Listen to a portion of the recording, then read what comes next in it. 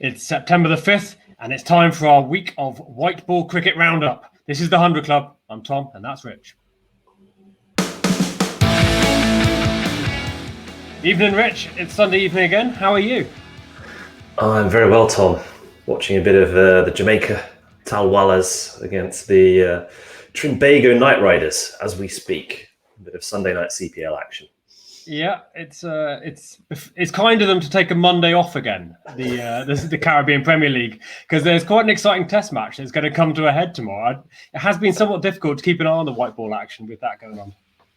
Yeah, Test cricket's really stepped up this week with what could be an absolute belter at the Oval tomorrow. But rest assured, dear viewer, we've kept abreast of it all, so you don't have to. There is a fair bit going on, and it's not least Carlos Brathwaite currently hitting a few sixes around in St Kitts and Nevis. We'll get back to the Caribbean Premier League if you don't mind. I thought we might start with some of the international action. Yeah, let's go. Okay, so this week we have seen some one-day internationals. Have these escaped your attention entirely? I'm aware that the Sri Lankans are showing some fight against South Africa after a pretty, measly performance earlier in the summer over in England. What have you made of this series so far, Tom? Well, I think it's helpful that I've written it on the screen. No, to be honest, it's been a good couple of games. The Sri Lankans, as you say, I didn't think were up to anything when they were over here in the UK, but actually they won the first of those ODIs pretty nicely, and it was 100 from Avishka Fernando opening the batting. That's his third century, and they put 300 on. But what they did in that match that I didn't see at all when they were touring the UK was actually they put in some fight, and they actually defended it, because South Africa were right on the bottom with that chase, with 40 overs down. But actually they bowled tight and they kept them out of the match in the end and took the 1-0 lead, only for South Africa to come back in the second.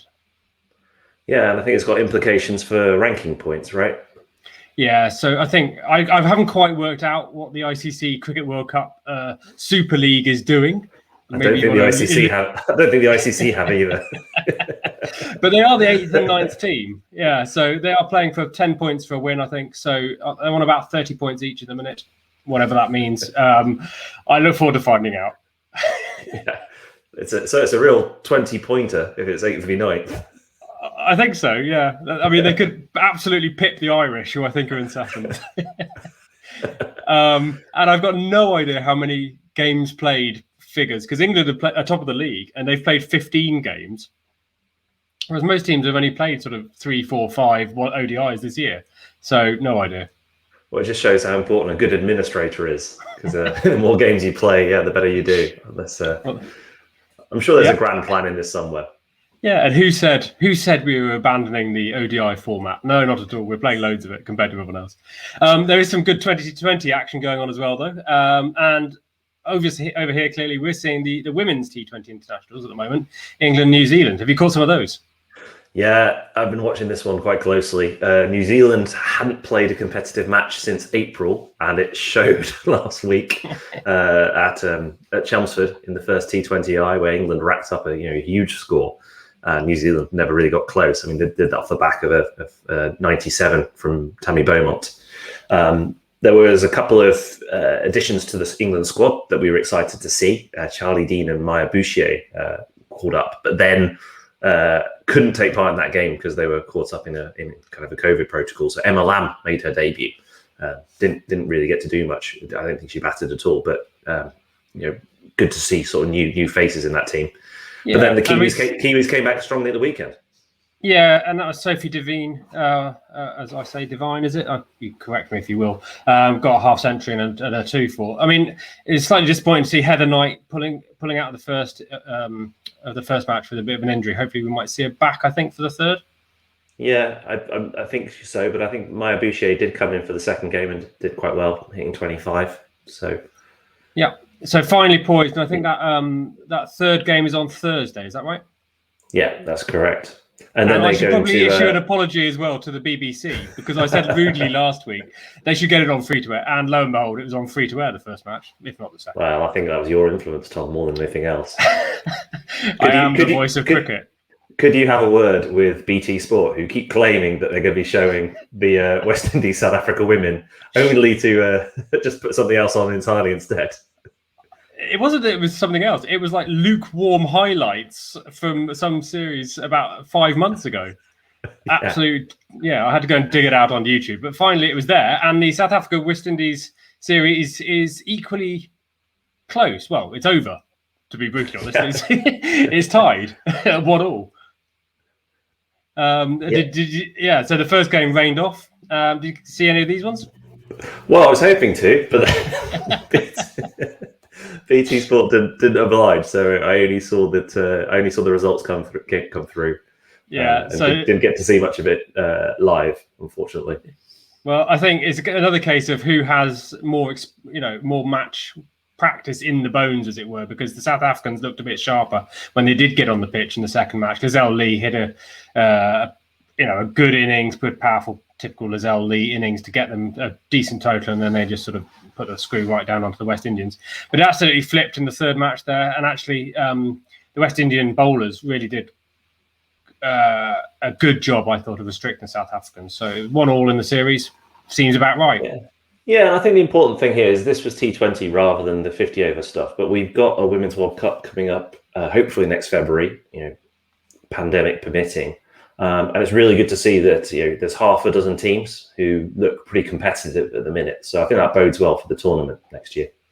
Yeah, well, talking of World Cup qualifiers, they're ongoing actually in Europe, and you won't have seen these. I'm not even going to ask, but I did catch some of the results, and there was some notable incidents going on this week. Ireland and Scotland were involved, as well as some of perhaps the smaller nations as well, and there were some decent games. But poor old France, last Sunday, managed to rack up 24 all out playing against Ireland, but it took them 16.1 overs to do that. Wow. Which is incredible in a T20. That's what they always say. Bat your overs. Yeah, you're in trouble. Every but ball counts. But the next day against Scotland, they racked up 24 again in 17.4 overs. Wow. Do we think we need to tell them? Need to tell them how many overs are in a game of T20? Did they say afterwards the most disappointing thing was our strike rate went down? Yeah, in both cases though, the Irish and the Scottish actually chased it down in under 3 overs each. So that might be the end of France's World Cup campaign. That's going to do wonders for your net run rate. It is marvellous stuff. Okay, there were some men's T20 internationals as well, and Bangladesh continue their good form.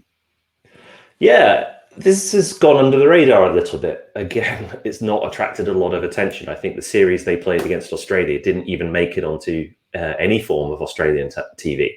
But they won that series 4-1, and now the Kiwis are in town with not their full strength squad, but a pretty reasonable set. And they beat them fairly handily in the first game. I think they bowled them out for 60, and then won a tight one in the second T20, defending I think it was 130 odd. And then the last one it came off the rails a little bit with the Kiwis winning. But Bangladesh look a good side to me. They are a good side. I think they're favoured somewhat by the conditions that they've been dealing with out there. Some very slow pitches. The Kiwis look like they're adapting. We've got 2 more games in that series.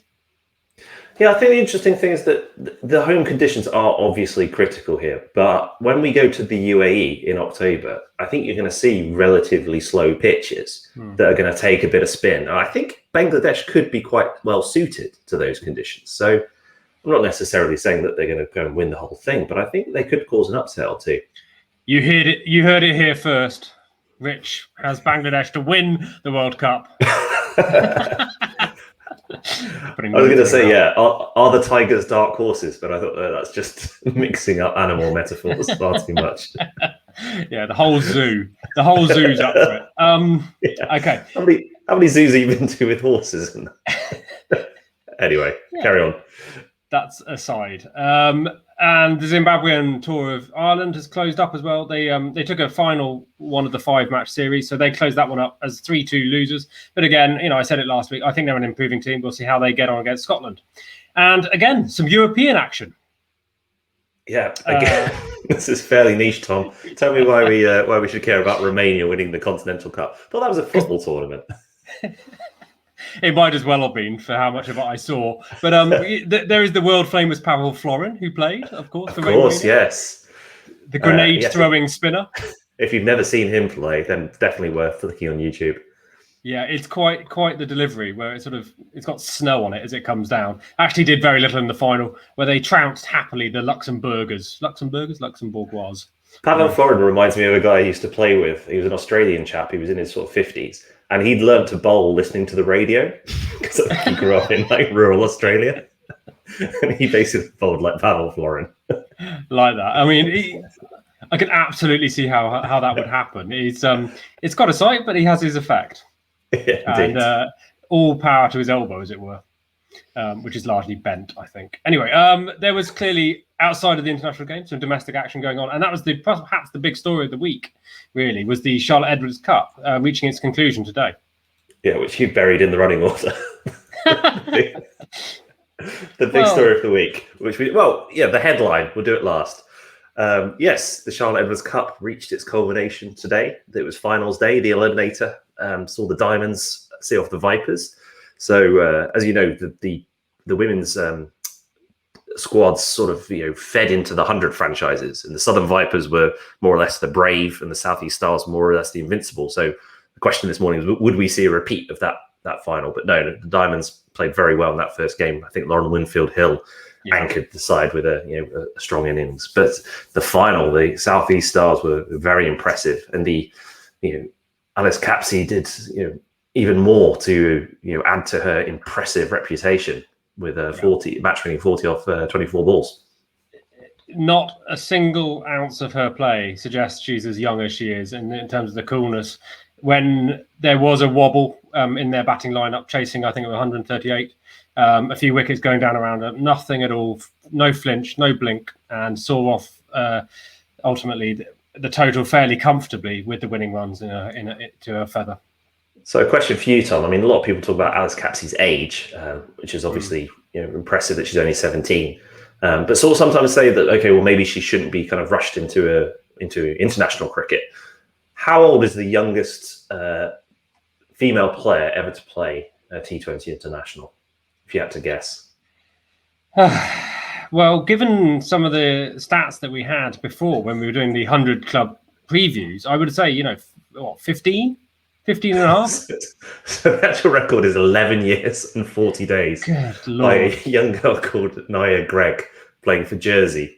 And I think her mum plays for the team as well. So I think maybe standing at fine leg. She's played 5 games, but she's never had a bat or a bowl. Wow. But in the more sort of like in the older, in the more established teams, Anja Shrubsole came into the England team at the age of 16. Dani van Niekerk played international cricket at the age of 16. Capsey's captain at the Invincibles. I think on the back of her, what she's done this summer, both in the 100 but also in the Charlotte Edwards Cup, she's got to be in England's squad at some point before the end of the summer, right? Yeah, and if not least, just to give some exposure, give some feeling to the sort of the rigors of touring, which is, as we all know, quite an effect in itself. Clearly, there will actually have to be some consideration, though, when you're at that age, parental permission, time off school, making space for that kind of activity. But I don't suppose for one moment that she's not lacking that talent or ambition. Yeah, indeed. And a few shout outs to some of the other players from the Southeast Stars, Bryony Smith. Alison Davison-Richards had a really strong tournament as well. Yeah. It's an amalgamation of Kent and Surrey, Southeast Stars. So as a Kent fan, really, really happy to see that team go pick up the inaugural Charlotte Edwards Cup. Yeah, and a conclusion for them, which will see the women's domestic season roll into, in the coming week, the final closing stages of the Rachel Hayhoe Flint Trophy as well. So we'll perhaps have a look at that next week, see where that one goes. Yeah. Also approaching the danger end of its schedule, we have the ever fantastic Caribbean Premier League. And, it has taken a little hit in my viewing because of the test match over the last few days. But if you haven't been following it, ultimately, the St Kitts and Nevis Patriots, who Richard declared as his own team last week, were absolutely flying with 5 wins out of 5 until the last 2 days. Have you seen those results? Yeah, minor setback. You know, you don't win a tournament as good as the CPL. You're not going to win every game. Still top of the table. Still a lot of confidence that my Patriots are going to be there or thereabouts. When it comes to, I'm pretty sure they will be, because 4 teams out of 6 qualify for the semi-finals. So. Mathematically, they're probably almost there anyway. Yeah. No, exactly. You can't go 100% the whole way through the CPL. No, but impossible. Importantly, from their form, you can see some form for players we are going to be watching in the World Cup. People like Evan Lewis, Shafane Roston Chase, I think, got some runs, didn't he? Roston Chase hit a 50 today for St Lucia in the second of the 2 victories in 2 days for them. And actually, quite pleasingly, yesterday, Faf du Plessis hit a 120 off 60 balls. So thankfully, back from his concussion problems that he picked up at the PSL, and looking like he's doing good stuff. Yeah, good to see Faf back on the pitch and not sort of wandering around Leeds in a daze. Absolutely. Which was slightly what Samit Patel looked like today, hitting 6 off 15 balls. He didn't look like he was entirely sure what he was doing there. But it was all good fun. And as always, the crowd were largely enjoying it. And I suppose, given that we only cover short form cricket, we should probably talk about the county championship today. You're not going to bring up Somerset, are you? Well, how many balls did they bat for? God, many more than France. No, probably not. But I'm not even going to allow you. I'm not even going to indulge you with chat about that. No, it's been a terrible, terrible week for Somerset. But if you're interested in that, find a different podcast. There's literally hundreds of Somerset chats on there. Yeah, there will all be. the comings and goings from Cider are bad. Absolutely. And what we have to look forward to this week, as I say, we've got the Rachel Hayhoe Flint Trophy. Again, a good slew of internationals, the closure of that England-New Zealand women's T20 set, and some more ODIs as well. So plenty to keep our eye out for, particularly with that World Cup looming now. Absolutely. Yeah, some big... So you've got the men's T20 at the end of October, and then you've got the Women's World Cup next year. So some big tournaments that teams are building up to. Absolutely. So if you've got any questions about those tournaments coming up, if you'd like us to have a deep dive on any players or anything like that, then let us know in the comments down below. Throw us a like and a subscribe. And once again, thanks for joining us here on the 100 Club. Cheers.